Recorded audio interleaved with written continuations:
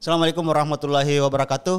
Waalaikumsalam. Sahabat religi dimanapun Anda berada, alhamdulillah kita kali ini ada program baru di channel Kementerian Agama, yaitu podcast.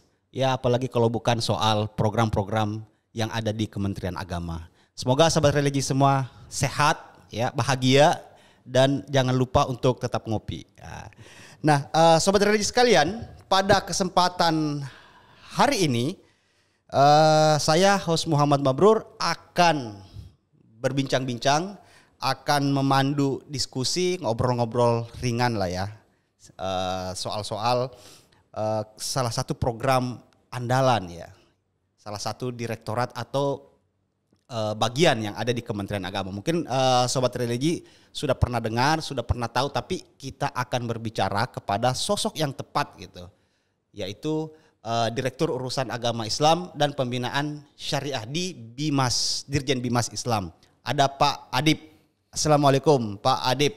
Waalaikumsalam warahmatullahi wabarakatuh. Sehat Pak? Alhamdulillah. Sehat ya? Sehat. Ini mukanya cerah ya. Kayaknya memang di Bimas itu harus sering cerah gitu loh Pak. Apalagi pembinaan syariah ya kan. Adalah Pak Adib. Pak Adib sebagai Direktur Urusan Urais ya? Urais dan Urusan Agama Islam Binsyar. dan Pembinaan Syariah. Urais dan Binsyar. Urais dan Binsyar, bukan Bisyara ya. Nah, kalau di tempatnya Pak Adib ya, itu apa aja sih, ngurusin apa aja itu Pak? Bina urusan agama Islam dan pembinaan syariah gitu. Itu ngurusin apa sih tepatnya gitu, lebih spesifiknya? Baik, ya sahabat religi, Mas Mabrur yang Ya. selalu happy ya. Harus Pak, wajib Pak. Bagian dari syariah happy. Bagian dari syariah. Bagian dari syariah. Kita harus bahagia. Makanya harus ngopi itu. Nah, silakan Pak, kalau ada ngopi ini silakan ini. Ya, terima kasih nih yang sudah menyiapkan kopi ini. Jadi kami di Direktorat Urusan Agama Islam dan Pembinaan Syariah itu ada beberapa tupoksi yang diamanahkan di direktorat ya, sebagai bagian dari salah satu direktorat yang ada di Dirjen Bimas Islam. Dirjen Bimas Islam ya. Ya, salah satu diantaranya adalah urusan kemasjidan. Oh, masjid. Ya. Jadi masjid termasuk musola. Ya, di dalamnya musola. Oke. Ya. Kemasjidan itu di dalamnya juga musola. Jadi urusan-urusan kemasjidan itu ada di Direktorat Urais. Ya. Kemudian selain kemasjidan, kita juga di situ ada layanan bina paham keagamaan dan penyelesaian konflik. Ya. Bina paham keagamaan dan penyelesaian konflik. Konflik apa nih Pak? Ya, bisa konflik itu bisa konflik internal antar umat beragama maupun eksternal ya, dengan pemerintah atau pokoknya yang terkait dengan persoalan-persoalan paham keagamaan. Pemahaman keagamaan ya, ini menarik nih. Ya. Kemudian yang ketiga di kita ada layanan hisab ru'yah. Hisab ru'yah. Ya, penentuan awal Ramadan. Oh, berarti di tempat Bapak tuh. Awal Syawal gitu ya. Sebagai wasit start kapan puasa gitu ya. Bapak nih sebagai pengangkat benderanya gitu ya. Ya, jadi disitulah sidang isbat penetapan awal Ramadan ada di kami ya, yang menangani di situ direktur. Makanya kami juga punya kerjasama dengan lembaga-lembaga hisab ru'yat yang ada di ormas ya. gitu. Sama kerjasama yang badan apa tuh Pak? 8 ya? Ya, dengan 8 seperti itu. Karena itu kaitannya dengan tadi penentuan awal Ramadan, awal Syawal, Zulhijjah begitu. Oh, oke. Ini menarik nih. Nanti banyak pertanyaan saya Pak soal itu. Nah, tapi kita masih ada lagi satu tuh, lagi di direktur di kita itu ada namanya layanan kepustakaan Islam. Kepustakaan Islam. Nah, di situ juga kita melakukan misalnya review terhadap buku-buku keagamaan Islam. Oh, gitu. Kemudian bisa menjadi referensi masyarakat bagi masyarakat ya. yang akan membaca, dan kita juga menyediakan bahan-bahan bacaan yang tentu. Oh, ini baru saya tahu Pak. Ya, di kita di situ. Namanya di layanan kepustakaan Islam. Oh, ya. Jadi buku-buku itu harus direview, harus di. Ya, salah satu di antara program kita Oh. yang sekarang sedang akan kita usung dan menjadi sangat penting adalah salah satunya itu tadi bagaimana kita review ya sebagai bahan bacaan bagi masyarakat buku yang ya. Ini layak apa enggak gitu ya, Pak ya? Yang berkembang di masyarakat sehingga kemudian masyarakat jadi tahu buku ini karya siapa, lalu kemudian kecenderungan paham keagamaannya seperti apa. Oke. Itu menarik. Bisa jadi guidance benar. dalam bahan bacaan. Oke. Nah, satu-satu nih Pak. Ini kita ke soal masjid dulu nih. Baik. Soalnya masjid dan musola. Ya. Kita kan ini banyak banget Pak. Seluruh Indonesia ini masjid musola banyak. Kira-kira sekarang masjid musola itu berapa Pak?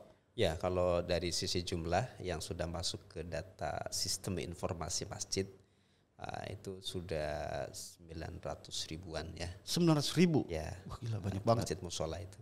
Nah, itu belum mungkin saja banyak juga yang belum masuk dalam sistem informasi masjid. Ya. Okay. Jadi ya mungkin di atas 1 juta kalau mungkin semua bisa didata. Oh itu belum semua terdaftar tuh Pak ya? Belum semua karena kan belum semua bisa belum semua mendaftarkan dalam sistem informasi. Dan ini menjadi program kita juga. Bagaimana masjid-masjid dan musola itu betul-betul bisa terdaftar di sistem informasi masjid dan musola. Iya, benar. Nah, pertanyaannya kemudian, kenapa mesti masjid atau musola itu didaftar ke Kemenak, Pak? Ya kan yang dirikan masyarakat gitu, duitnya dari masyarakat gitu. Untuk apa gitu? Banyak manfaatnya. Satu tentu ketika misalnya kita pemerintah ya Kementerian Agama memberikan bantuan, tentu kan harus terdaftar. Ya. Oke. Ini pertama soal bantuan. Kan kita meskipun belum banyak ya bantuan dari Kementerian Agama untuk masjid dan musola ada. Nah, salah satu syaratnya ya harus terdaftar di Kementerian Agama. Harus terdaftar dalam sistem informasi masjid. Oh, sekarang ada anunya Pak? Ada aplikasi secara online bisa gitu. Sudah ada. Namanya adalah sistem SIMAS. Sistem informasi masjid. SIMAS gitu ya. SIMAS. Itu sudah lama. Dan itu sistem informasi masjid. Jadi sahabat religi semua kalau punya masjid di dekat rumah atau sahabat religi punya seorang pengurus masjid, harus nih didaftarkan. Ya. Manfaatnya apa Pak kalau daftarkan gitu? Itu tadi salah satunya dapat mengakses program. Dapat mengakses bantuan. Nah ini bantuan ini kan biasanya Pak tuh banyak tuh yang di jalanan itu banyak kotak amal di tengah jalan itu buat bantuan. Nah ini makanya didaftarkan mudah-mudahan bisa dapat gitu Pak ya. Iya itu harus daftar. Yang kedua itu memang tapi proses pembangunan masjid ini kan proses pembangunan masjid nih Pak. Proses pembangunan masjid itu memang sambil ngopi ya. Saya lupa ngopi nih. Saking serunya ngobrol Pak. Saking seriusnya. Gak usah terlalu serius. Makanya Bro. Kita kita harus happy. Kita harus santuy Pak. Nah, tadi apa tuh tadi? Soal pembangunan masjid dan musola ya kan. Itu memang secara mekanisme itu memang harus dapat izin atau apa seperti apa Pak gitu. Karena kan bisa aja gitu kan di kompleks. Misalnya di kompleksku langsung aja itu kita urunan punya duit bangun gitu. Ada lahan bangun gitu loh. Ya, sebenarnya ada peraturan tentang pendirian rumah ibadah. Oke. Yang itu ada peraturan bersama Menteri ya. SKB. Peraturan bersama. Peraturan bersama. Ya. Nah, itu antara Menteri Agama dan Kementerian Dalam Negeri. Oke. Ya, itu tentang pendirian rumah ibadah. Ada aturannya sendiri Pak. Pendirian rumah ibadah secara umum tentu ya. Iya. Bukan hanya masjid. Bukan hanya masjid, gereja ataupun vihara yang lainnya. Jadi memang secara aturan itu ada ketentuannya tentang bagaimana kita prosedur pendirian rumah ibadah. Ya, terutama kalau misalnya di tengah-tengah komplek di mana di situ heterogen. Iya. Tentu kalau masyarakatnya homogen ya relatif tidak ada persoalan. Seperti tadi di tengah kompleks di mana di situ adalah semuanya muslim gitu. Ya itu relatif tidak ada persoalan. Tapi ketika kemudian di tengah-tengah masyarakat yang heterogen, pendirian rumah ibadah tidak hanya masjid, tentu juga rumah ibadah pada umumnya itu kita mengacu pada peraturan bersama. Peraturan bersama itu. Dan itu sudah menjadi ketentuan. Jadi misalnya secara teknis itu aturannya ada Pak? Secara teknis. Misalnya urus IMB. Itu ya. Ada urus terus ini macam-macam. Juga persetujuan masyarakat setempat gitu. Itu seperti ada gitu ya. Kemudian jumlah penganut agama rumah ibadah itu ada sekian kayak gitu. Oh, ada ini enggak Pak? Kayak minimal gitu. Angka minimal. Ada. Oh, ada. Ada bisa ditinjau di aturan itu. peraturan. Misalnya ada guidance-nya, ada peraturan. Oh, ada guidance-nya. Ya, itu sudah jelas dan itu menjadi panduan kita selama ini dalam hal pendirian rumah ibadah. Oh gitu. Iya. Oh ini ya bagi saya itu informasi baru Pak Betul. sebenarnya. Ya, mungkin banyak yang belum memahami. Iya makanya juga. ini sahabat religi ini harus tahu gitu sebelum. Dan itulah wujud hadirnya pemerintah, Benar. wujud hadirnya negara di tengah masyarakat gitu. Iya. Untuk mengatasi persoalan tadi ya, supaya tidak terjadi konflik. Itu diatur aja, kadang ada benturan Pak ya, untuk apalagi kalau nggak kerukunan, diatur. Untuk membangun kerukunan umat beragama, Benar. kan harus berangkat dari situ. Benar. Gitu. Nah ngomong-ngomong soal masjid lagi nih Pak, ini kan kita masjid dulu nih, Ya. kita bahas nih soal masjid nih. Oke. Nah kemarin kan baru-baru nih ribut Pak ya kah? Oke. Itu pasti tempatnya Bapak juga karena masjid nih Pak. Iya. Itu kan soal SE itu. SE nomor 5 2022. Tahun 2022 SE itu soal ini. Jadi sebenarnya saya yakin SE ini udah sangat tersosialisasi dengan adanya. Ya alhamdulillah. Alhamdulillah ya. Sudah Hikmahnya luar ada. biasa. Hikmahnya ada Pak. Hikmahnya semua jadi tahu tentang SE itu. Iya. Tapi satu, karena SE berarti nggak ada sanksi dong Pak ya? Ya karena kita kan edukatif sifatnya. Edukatif. Jadi jangan sahabat religi jangan khawatir gitu ya. Kalau memang di lingkungannya itu secara di lingkungan membutuhkan suara seperti itu nggak apa-apa berarti Pak? Ya kan pada prinsipnya begini, surat edaran itu lahir dari background di mana masyarakat kita itu sangat heterogen. Iya kan? Ya, benar. Ya apalagi di perkotaan itu Pak. Perkotaan misalnya. Iya, benar. Kalau di perdesaan mungkin relatif homogen. Benar. Toh pun juga demikian, tetap saja saya kira akan lebih maslahat kalau ada aturan. diatur kan Iya. Tetap semuanya saya yakin lah secara nurani kita ya memang kita perlu diatur juga. Iya. Dan itu aturan ini Pak ya udah lama ada diatur. 78 itu 78 sudah ada aturan ya. Cuman kan tidak teramplifikasi seperti sekarang. Sekarang baru teramplifikasi dengan baik. Jadi tersosialisasi dengan baik. Dengan baik, benar. Bahwa memang bukan azannya yang diatur, tapi penggunaan pengeras suaranya. Ya? Benar. Penggunaan pengeras suara itu. Karena apa? Karena kita ingin agar kan gini, visi kita itu bagaimana menjadikan masjid musola, tempat ibadah itu sebagai pusat syiar agama yang toleran, yang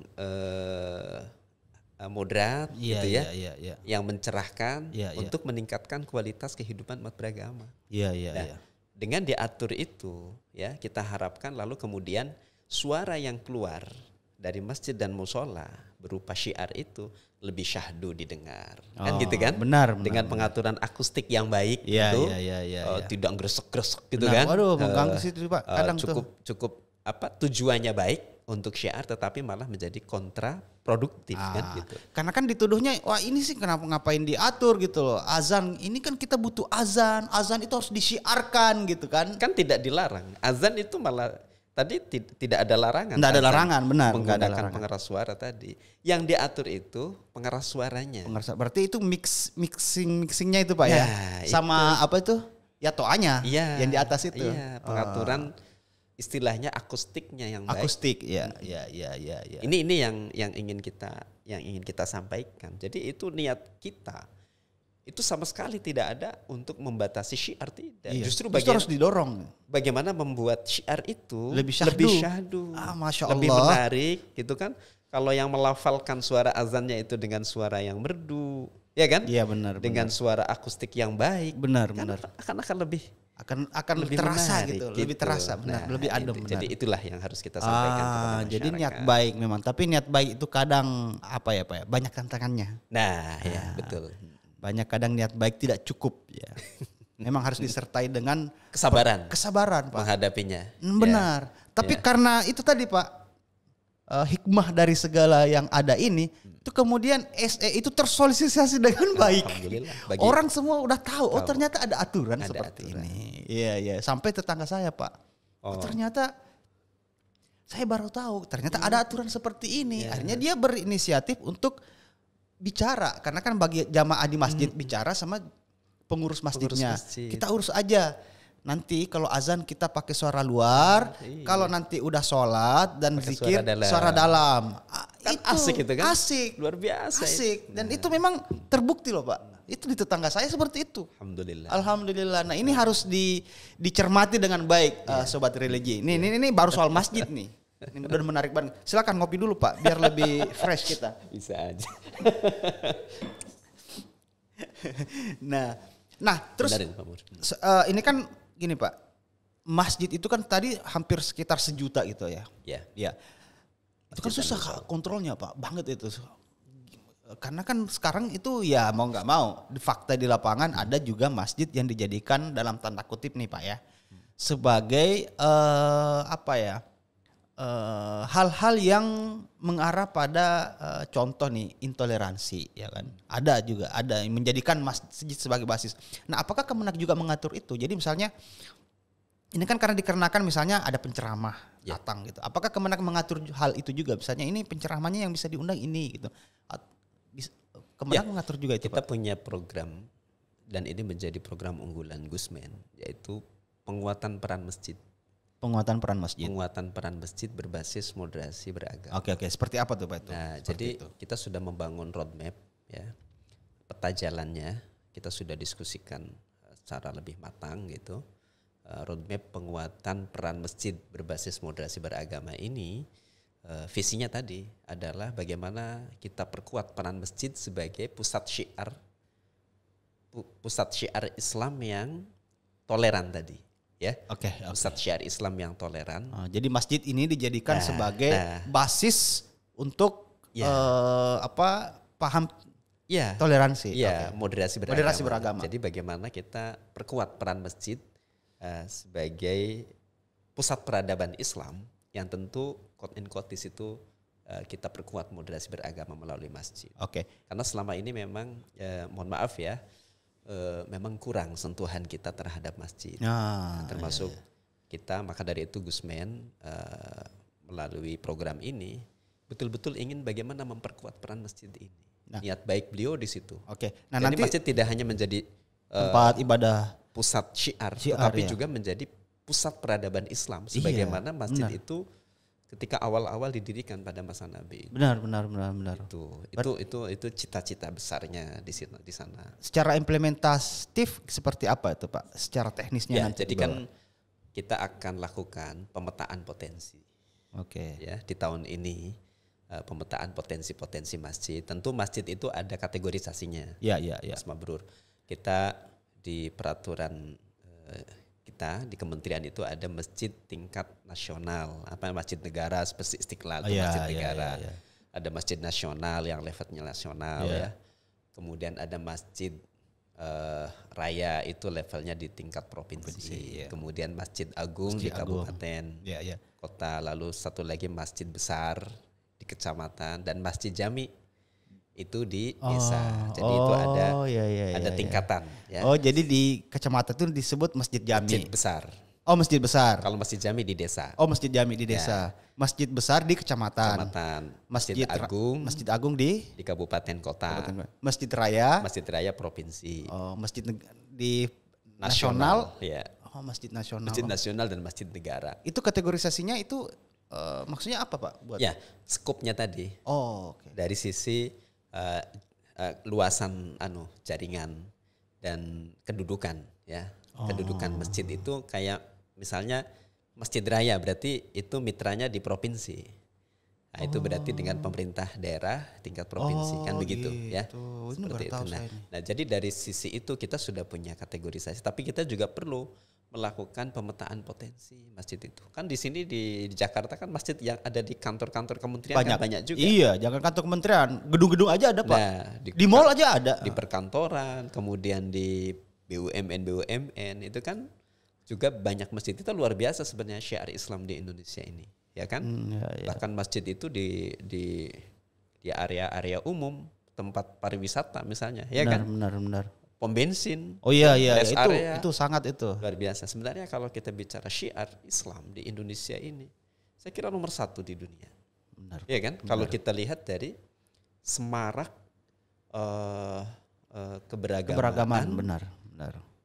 Umat Islam di Indonesia. Benar. Dan ini jangan dipandang sebelah mata gitu. Ya kan? Ini potensi, Pak. Ya potensi Kekuatan. dan kekuatan. Nah, oleh karena itu kita harus lakukan pemetaan. Potensi di sini maksudnya tadi dari sisi paham keagamaan. Itu juga kita harus petakan gitu ya. Lalu dari sisi potensi pemberdayaan ekonomi, bisa sosial, tuh dari masjid, Pak. Pemberdayaan ekonomi umat lewat masjid. Lewat masjid. Makanya nanti kita akan gandeng dengan Basnas, dengan BWI, dengan CSR, perusahaan-perusahaan BUMN. Bagaimana kita memperkuat ini ekonomi keumatan melalui masjid itu. Sehingga tadi Pak Menteri punya gagasan besar, masjid menjadi pusat peradaban Islam di Indonesia. Nah, jadi roadmap penguatan peran masjid itu orientasinya ke sana. Berarti pokoknya masjid ini menjadi center kegiatan gitu. Ya. Orang di masjid ini akan mengurusin orang yang lahir sampai orang yang mati. Kira-kira. Ya, benar itu. Kira-kira seperti itu. Sehingga ya kita ke masjid ya tidak hanya untuk sholat berjamaah, tetapi juga bagaimana kita berkontribusi untuk menangani persoalan-persoalan keumatan. Kan sudah tidak asing masjid itu misalnya pada saat terjadi bencana itu jadi tempat kumpul, benar. Pusat dapur, ada jadiin dapur umum. Itu saya kira karena sanitasinya ada, air berlimpah, jadi bahkan menjadi pusat informasi. Benar Pak, berinformasi karena ya kayak itu pakai toa tuh informasinya tuh. Iya kan? Ini hati-hati angin kencang ya kan? Tolong diperbaiki jendela ditutup. Itu pusat informasi, Pak. Jadi pusat informasi. Keren tapi betul juga tuh ketika kemudian oleh orang-orang yang tidak bertanggung jawab bisa saja masjid dijadikan basis tadi politik identitas. Bisa Pak. Terutama menjelang pilkada, ya kan? Pemilu. Tapi itu diatur juga, Pak. Ya. Dilarang kampanye misalnya pakai corong itu di dalam masjid. Ya kan tidak boleh kita menggunakan yang namanya tempat ibadah sebagai tempat kampanye. Kan sudah ada aturannya di. Oh iya benar-benar. Nah, makanya kita juga akan menggandeng kerjasama dengan Bawaslu, ya kan? Dengan itu. Karena banyak Pak sekarang dan efektif. Nah itu persoalan kita. Nah ini tantangan besar kita hari ini adalah bagaimana kita ada penguatan basis-basis umat yang tidak tadi bagaimana kita melawan kecenderungan politik identitas. Itu penting tuh. Di mana kemudian masjid dijadikan sebagai instrumennya. Betul. Nah, ini kan akan menggerus kesatuan dan persatuan bangsa. Sebenarnya kan ini Pak, dari penjelasan Pak Adib tadi itu soal saya menangkap gini bahwa kehidupan umat beragama di Indonesia ini akan lebih bagus lagi kalau masjidnya tertata. Ya. Jadi fungsinya sebenarnya ada di masjid sebenarnya, Pak. Jadi kalau kita bicara tentang pendidikan masyarakat, ya kan? Iya. Itu bisa melalui masjid. Bagaimana masyarakat lebih disiplin, ya kan? Iya. Bagaimana masyarakat lebih teredukasi. Benar. Kami juga di situ. Masjid nih menjadi penguatan perpustakaan masjid. Masjid yang menjadi titik tolaknya. Ibaratnya dalam sebuah sepak bola, masjid ini striker, Pak. Striker. Jadi garda paling depan dalam kehidupan beragama di Indonesia. Cocok Pak? Ya. Cocok. Oke. Tapi tadi lanjut Pak. Silakan ngopi dulu Pak. Saya juga pengen ngopi. Ini makin menarik ya. Iya. Makanya makin menarik nih. Soal terutama tadi ketika disebut-sebut pilkada, pilpres ya tadi ya. Makin menarik lagi tuh. Itu. Tapi belum terlalu nih. Iya. Belum terlalu. Nanti mungkin tahun depan tuh udah mulai Pak tuh. Sudah mulai start itu. Iya, makanya masjid-masjid ini harus didaftar nih sahabat religi. Biar Kementerian Agama itu bisa memberikan sentuhan-sentuhan yang positif terhadap masjid-masjid yang ada di sekitar kita gitu. Yeah. Nah, masjid itu kan itu tadi jadi garda terdepan Pak. Jadi harus clear gitu. Harus standing positionnya itu harus jelas bahwa masjid akan menjadi pusat peradaban dan pencerahan terhadap Islam rahmatan lil alamin. Nah, tadi kan di Direktorat Urais dan Binsar itu juga mengurusi soal bina paham keagamaan dan penyelesaian konflik. Nah, ini yang kadang ini Pak jadi pembicaraan tak berkesudahan lah. Ya, jadi saling tuduh. Ini paham ini kafir, ya kan? Paham ini sudah nggak Islam gitu. Paham ini halal darahnya. Itu gimana sekarang Pak melihat kecenderungan orang seperti itu di Indonesia ini? Ya, yang pertama kita patut bersyukur hidup di negara kesatuan Republik Indonesia. Kenapa saya katakan begitu? Karena kita masyarakat Indonesia ini dicirikan dengan masyarakat yang damai, toleran, gitu ya. Adapun tadi ada kelompok-kelompok tertentu yang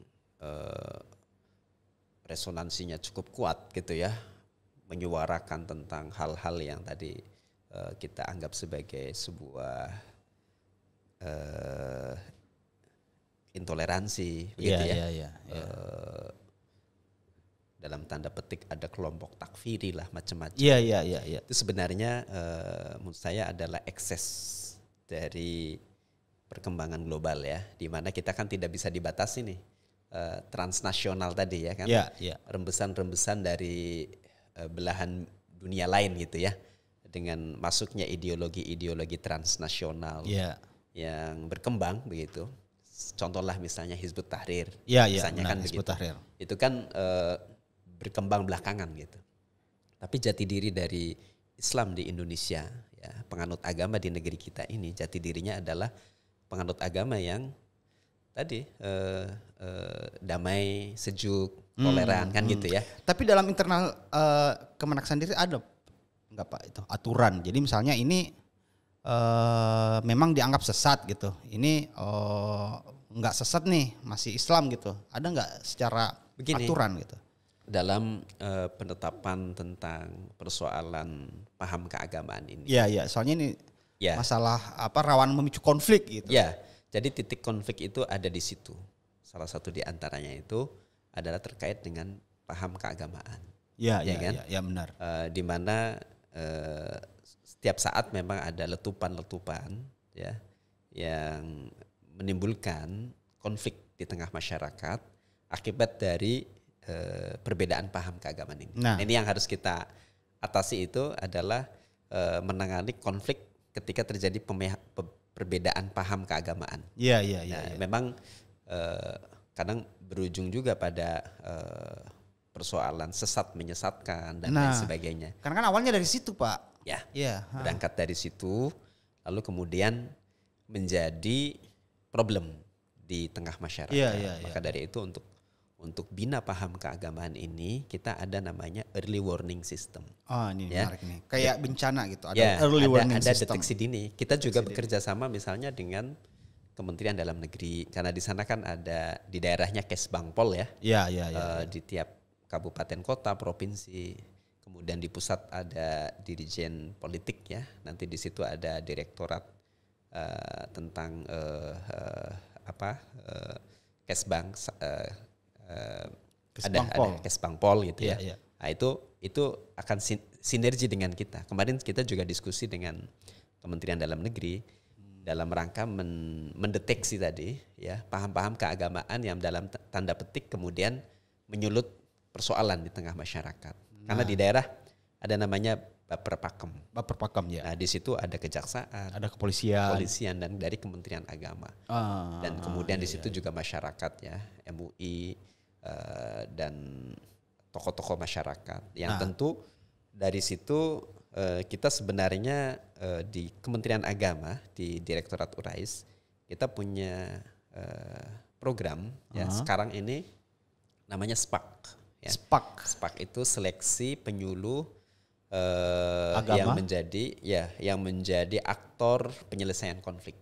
Nah, ini saya informasikan juga ke Mas Mabrur ya. Hari ini kita akan menyeleksi ya, kita akan mengambil 50 penyuluh agama yang akan menjadi tokoh aktor penyelesaian konflik di daerah. Jadi dia kayak mediator gitu Pak? Ya, dia bisa memediasi, bisa memahami regulasinya, lalu langkah-langkahnya apa. Nah ini kita sedang menyeleksi, padahal kemampuan kita baru 50, tapi yang mendaftar sekarang sudah 1.200. Itu nanti di kecamatan Pak?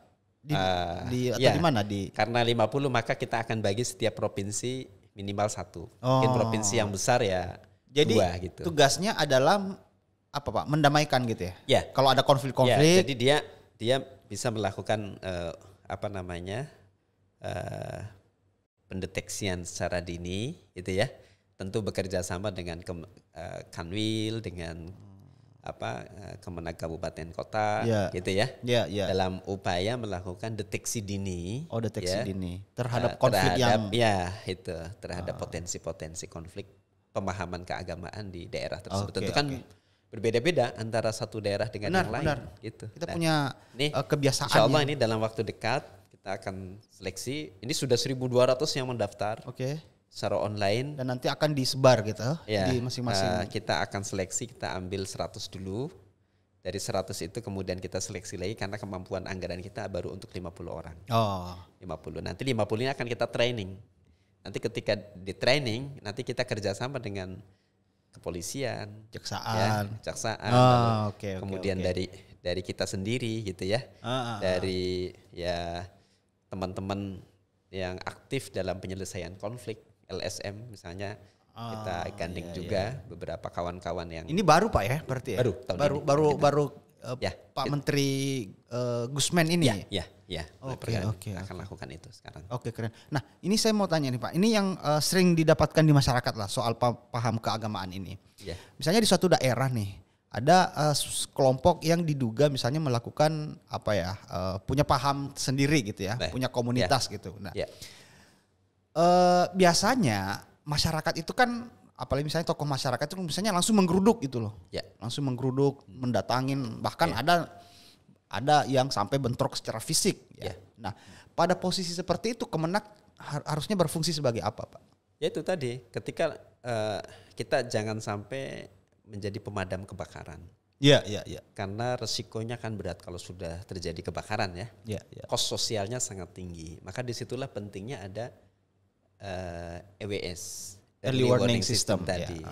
Kita lakukan deteksi secara dini tentang potensi-potensi konflik tersebut.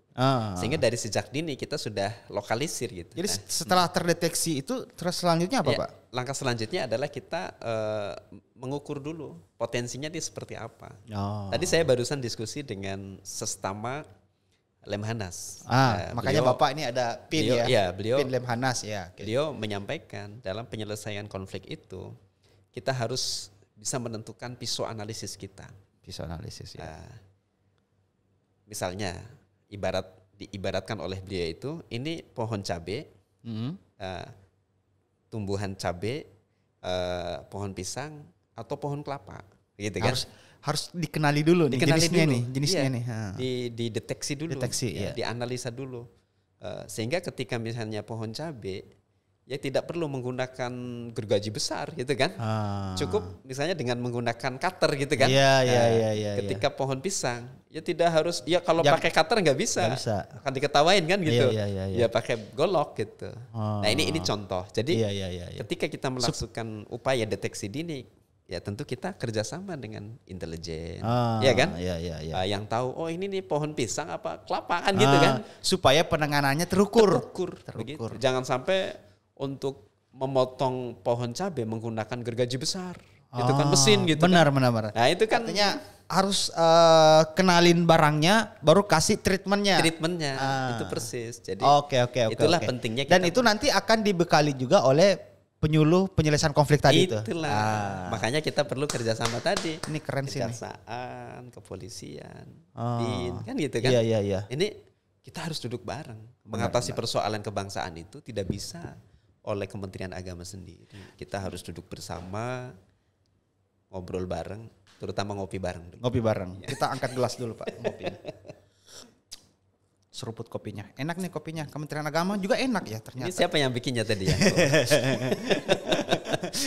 Nah, terus masalah pemahaman keagamaan nih Pak. Oke, ini biasanya kan banyak dan mayoritas gitu loh. Masyarakat itu mereferensi pemahaman keagamaannya itu ke MUI. Karena kadang MUI mengeluarkan fatwa, ya kan? Fatwa. Nah, apakah Kementerian Agama juga mengeluarkan seperti itu atau seperti apa gitu? Apakah MUI bersama Kementerian Agama itu seperti apa? Karena kan misalnya ini fatwa kelompok ini sesat gitu, kelompok ini nih biasanya kan ada fatwanya itu di MUI sendiri. Nah, posisi Kementerian Agama itu di mana? Saya teringat pesan Gusmen awal-awal ketika beliau menjabat. Ya. Beliau menyampaikan peran pemerintah itu adalah memfasilitasi. Saya ingat itu. Fasilitator. Ya, sebagai fasilitator. Tentu sebagai fasilitator kita harus berbuat adil dong. Ya kan? Duduk bersama di situ. Silahkan diskusi, begitu kan? Memfasilitasi para ulama untuk mendiskusikan tentang bagaimana sih kedudukan dari paham keagamaan tersebut, kan gitu kan? Yang punya otoritas di situ kan tentu para ulama. Nah, tentu di sini kan kita ada ormas keislaman, ya kan? Kalau bicara tentang paham keislaman ya, benar. Ada NU, Muhammadiyah, MUI, ya kan? Berarti tokoh-tokoh agama, mereka kita fasilitasi untuk diskusi. Gak bisa Kementerian Agama menjudge, gitu. Karena kita sebagai fasilitator. Berarti clear ya, Kementerian Agama itu bukan kapasitasnya sebagai menjudgment bahwa ini ABC, ini sesat, ini bukan. Ya, kalaupun ada, tapi itu berdasarkan masukan dari ulama-ulama tadi, gitu. Jadi kita tidak bisa secara sepihak begitu. Jadi kita dudukan para ulama, tokoh agama, expert di situ untuk bicara, ya kan? Lalu kemudian rekomendasinya seperti apa? Pemerintah melakukan langkah-langkah itu sesuai dengan rekomendasi itu dari para karena kita juga tetap harus menjaga hak dasar setiap warga negara dalam menjalankan ajaran agamanya dan keyakinannya. Itu kan undang-undang, Pak. Iya kan, Mas Mabrur? Benar. Pasal 29, ya kan? Tentang, tetapi kita juga dalam menjalankan ajaran agama itu tidak boleh melanggar hak orang lain. Iya, nggak boleh melanggar hak orang lain. Di undang-undang PNPS kan di situ. Makanya tetap ada ketentuan-ketentuan yang mengikat, begitu. Berarti keterlibatan negara itu dalam hal ini Kementerian Agama itu sebagai fasilitator. Penyambung ya. Penyambung lidah dari para pimpinan-pimpinan dan ulama-ulama kita gitu. Jadi tadi kita punya undang-undang dasar, ya kan? Pasal 29 tentang kebebasan dan memeluk menjamin, agama. Negara menjamin setiap warga negara memeluk ajaran agamanya. Tapi kita juga punya undang-undang PNPS ya, terkait dengan tadi, dalam kita menjalankan kebebasan itu tidak boleh melanggar hak-hak orang lain dan kebebasan orang lain. Dalam memeluk ajaran agama. Jadi intinya Kementerian Agama sudah melakukan pendeteksian dini lah sebelum konflik terjadi, ini udah ketahuan ya kan? Itu intinya di early warning system itu. Early warning system itu kita harapkan terbangun dengan baik supaya kita tidak hanya menjadi pemadam kebakaran. Karena capek Pak. Kalau sudah kebakaran high cost, ya kan? Cost sosialnya namanya tinggi. Kalau sudah terbakar pasti ada yang rugi. Pasti ada yang pasti ada yang hilang gitu, ada yang rugi. Ada yang rusak, korban. Kira-kira ada yang rusak. Nah, ini oleh karena itu ya kita juga harus membangun tadi bina paham keagamaan, membangun bagaimana masyarakat itu memahami bahwa kita ini adalah negara yang dicirikan oleh dua. Yang pertama bahwa kita ini adalah negara yang heterogenitasnya tinggi, kebinekaannya tinggi, ya kan? Iya, benar. Yang kedua, kita adalah masyarakat yang agamis. Masyarakat yang agamis, jadi betul. keberagaman dan keberagamaan, itu ya. Keberagaman dan keberagamaan. Nah, bagaimana kita bisa mensinergikan itu, keberagaman dan keberagamaan dalam waktu yang bersamaan. Itulah menjadi visi, itulah yang menjadi blueprint Kementerian Agama saat ini Pak ya. Mantap sekali. Nah, terakhir Pak, ini soal hisab dan ru'yat. Ini kan tadi Bapak ngomong tuh, hisab dan ru'yat. Berarti dalam penentuan nih, kenapa ada misalnya nih Muhammadiyah kadang beda sendiri gitu kan, dari Kementerian Agama gitu, dari yang dilakukan oleh dilakukan oleh negara ya pada maksudnya.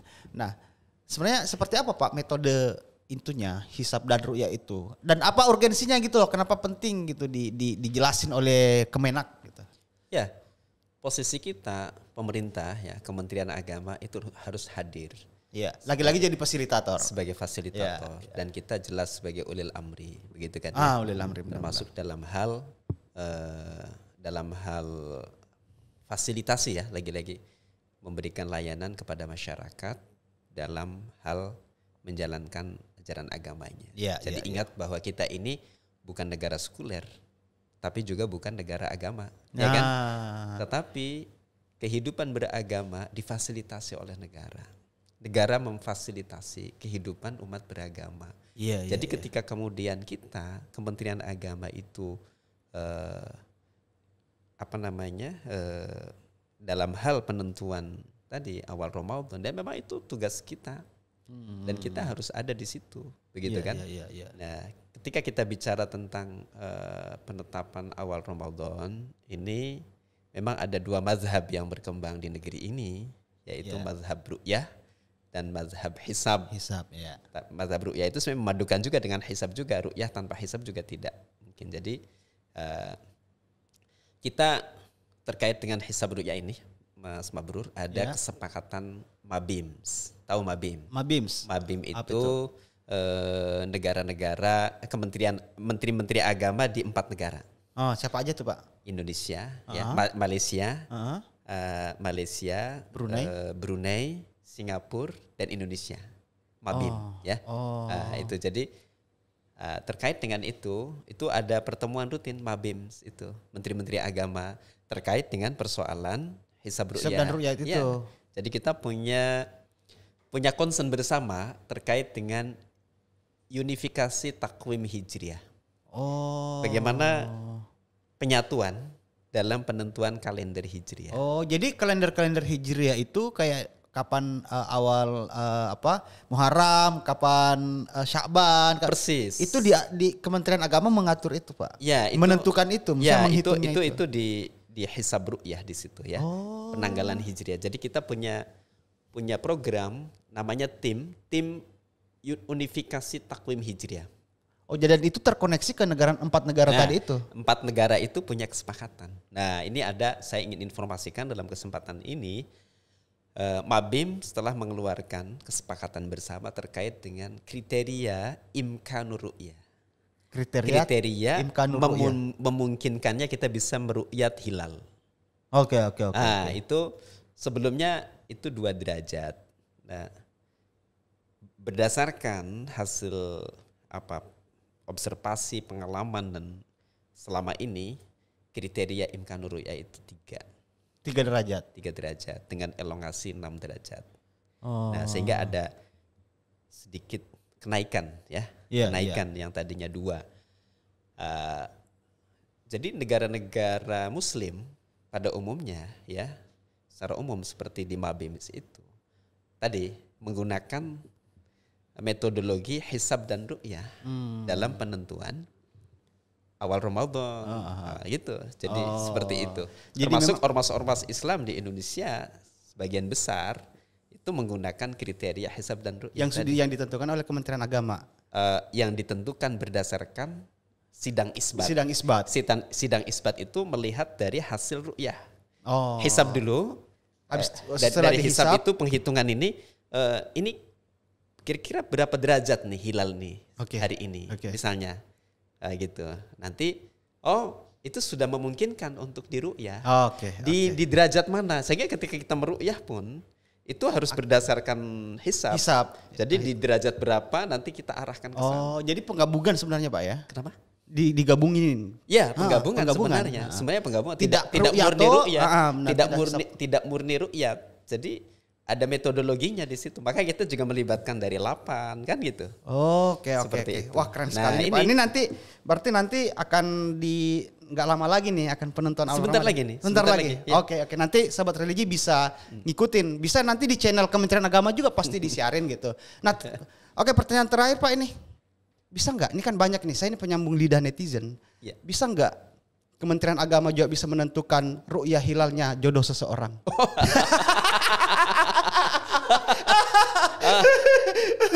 Kalau itu pertanyaan yang jawabannya harus saya sampaikan secara khusus. Oh, oke. Karena secara khusus kita closing aja ya. Makasih udah nonton di bincang-bincang saya bersama Pak Adit. Makasih banyak Pak Adit. Makasih Mas udah Fadrul. seru sekali, banyak memberikan informasi kepada sahabat-sahabat sekalian. Dan insya Allah kita akan jumpa lagi di podcast berikutnya. Assalamualaikum warahmatullahi wabarakatuh. Waalaikumsalam.